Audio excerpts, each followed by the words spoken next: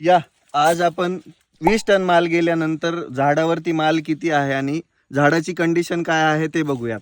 तर बघू शकता तुम्ही 20 टन या बागेचा माल गेलेला आहे आतापर्यंत 2000 झाडांचा. झाडावरती अजून बी आहे तसाच फोम दिसतो आहे. याच्यामध्ये एकच झाडाचं नाही, प्रत्येक झाडाचं बघा तुम्ही.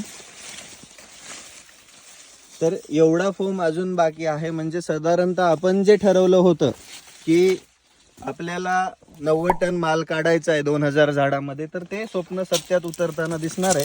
हे बघू शकता तुम्ही. अजून माल कुठेच कमी नाही झालेला आहे. एका झाडावरून साधारणतः 20-20 फोम कमी झाला असेल, बाकी आहे तसाच आहे. साधारणतः 150 फोम बसला होता.